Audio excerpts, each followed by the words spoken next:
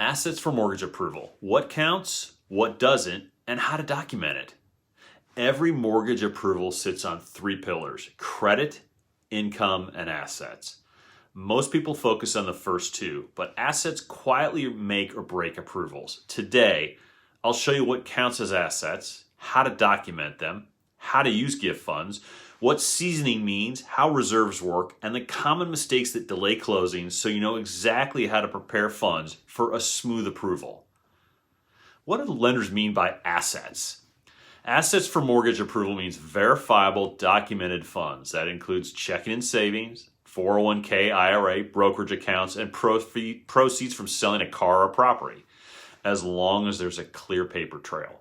Lenders want to confirm you have enough to close and that the money came from a legitimate, traceable source, not last-minute cash.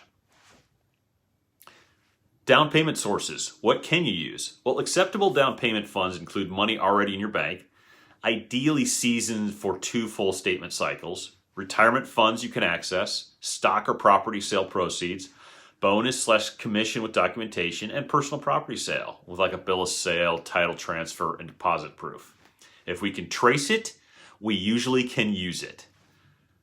What you can't use: cash on hand cannot be used. Unverified transfers, Venmo, Cash App deposits, or large unexplained deposits trigger red flags.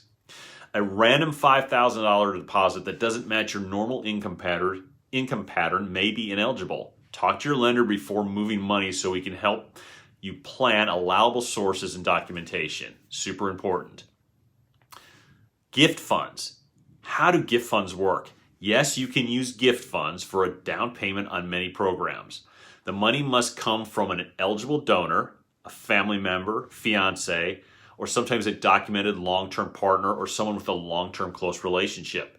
We will need a gift letter and a clean paper trail that shows the transfer of the funds from the donor to the client. Tell your lender early on so we can document it and correctly count it so we can use 100% of that. Now, reserves, that's a secret requirement. Reserves are funds left after closing, measured in months of your total mortgage payment. If your payment, including everything, taxes and insurance, is $3,000 and the program needs 2 months of reserve, you need $6,000 in verified reserves after closing. You don't spend that money, it's just required to have it on hand. Sometimes it's for jumbo loans, self-employed, investment properties, and it can be used to offset higher debt to income ratios and demonstrates liquidity.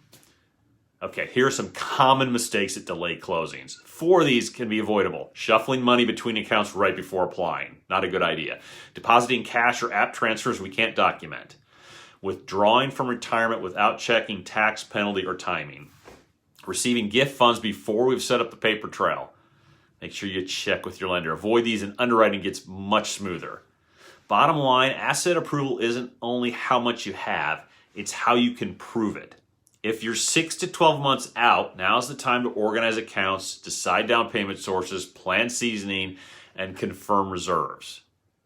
If you want me to review your asset plan, which you should, what counts, what needs seasoning, and how to structure funds for approval, DM me assets or use the link in my bio for a quick strategy call.